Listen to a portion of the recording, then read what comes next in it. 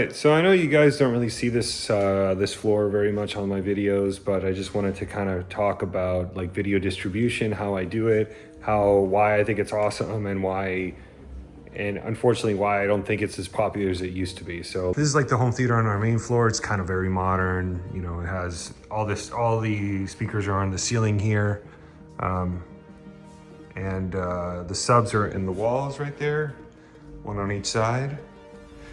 And as you can see, I'm playing the Fast and the Furious up here, but if I go to this panel here, this is our Control 4 panel, I can actually put this, if I hit this little plus button here, and I can put it in the rec room, the theater. So this is what the beauty of video distribution. I can even put it on the master bedroom, but I'm not gonna do that. I can put it on in the gym, and the bar. All right, let's go check it out. All right, going down.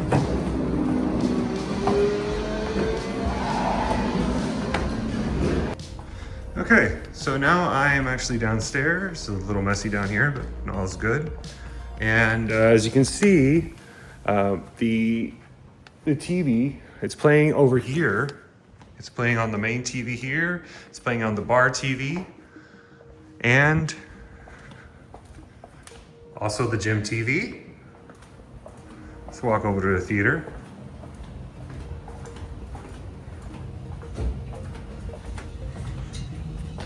Also playing in the theater. So how does this work? So you're thinking, okay, that's awesome. You can play the same thing on every television, but can you play everything, like, can you put something different? Oh yeah, the answer is yes, I can do that. And I'm gonna show you how that works. Actually, I'm gonna show you how it works in the rack in a sec. First of all, I'm gonna actually try to switch what's on that TV right there. Again, there's another panel down here. I can select another watch category here. And let's say I just wanted to just put on Apple TV. And this again, this is for the rec room, which is the big TV down here. And it should switch over. And there it is, there's my Apple TV. And, but it's still playing over there. But let's say I wanted to put on,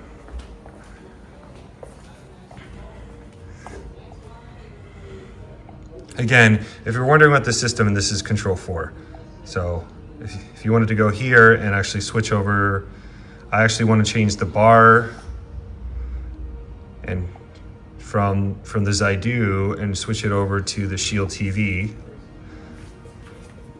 Again, I can also do this. There you go. So that's Apple TV there, and over there it has Netflix, but I can go to my Control 4 remote and I can switch. All right, so now I'm on the bar TV, and let's say I wanted to watch like a game or something. I can go in here to my home HD Home Run app here and just put on something from cable TV. Let's say whatever, you know, whatever's on this channel. There you go. So now I have Apple TV going over here. I have like cable television over there going from the Shield. And I'm still playing the Fast and the Furious here. Okay, so maybe I'm not feeling the Fast and the Furious in the gym, and I want to play anything else. I can go over here. It's like, and switch over to the gym. Find the gym first. And let's say I just want to watch normal cable TV on here. Now I got cable going over here in the gym. Okay, so now it's on Verizon, so let me go back and hit any button really, and there we go. We got the news going on over here. We still got Apple TV. We got the like a sports network over there on the bar, and upstairs I'm still playing Fast and the Furious. So let's switch that to, let's say I want to go back upstairs. I'm tired of being down here, I want to go to the family room and I want to watch something else. Let's see, what's left? I can put on my KabelDirekt. So now I got KabelDirekt going on upstairs because I don't want to watch Fast and the Furious anymore. So let me walk on up the stairs. Boom, now I got KabelDirekt going. So this is the beauty of video distribution. This is all the thing. I literally have like 5 different things playing on all 5 televisions, including the theater, that allow me, it gives me so much flexibility. There are a couple of caveats. All right, I'll talk about the caveats in one sec. As you can see, I can, if I go in the control 4, if I hit this little house button, I can see all the sessions that are going. I got the Zydew in the theater, Apple TV in the rec room, Shield TV in the bar, cable in the gym, and I actually did shut off the KabelDirekt upstairs, like manually, but you would have seen it here as well. So the caveats with this system, there are a few.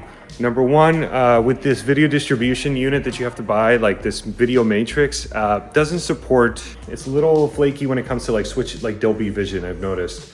Even though, so I have a couple of theories why it doesn't work very well, even though it's supposed to support it up to 30. The thing is, it's like limited to 30 hertz, which is unfortunate, but you know, most video and most video content, most movies are 24 hertz anyway, so I think that's fine.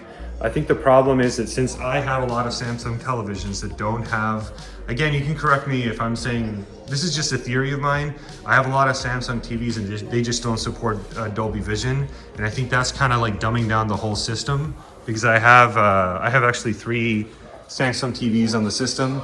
If I could go back, I would have probably just gotten like TVs that supported like Dolby Vision, but I kind of like, you know, Samsung TVs, always have. So, but anyway. So the system that handles this, let's check out the rack, is this here. It's the system's called, it's made by Atlona. It's a video matrix, and you know, this is the kind of thing that they have like at bars and stuff, that, you know, places that have lots and lots of televisions, they'll have something like this or multiple of these things, and they can actually, you know, manually switch using these buttons to, you know, put whatever source into whatever TV. This thing has 8 you can have up to 8 inputs and 10 outputs. I'm using I think I'm using 7 inputs and like 5 or 6 outputs. I'll show you the back of it. So the rack is actually, I have to do a follow-up video on the rack. Has been significantly cleaned up. A lot of wire management is going on here. You all would be proud. So I think we got, yeah, we're using 5 outputs. No, actually, wait a minute.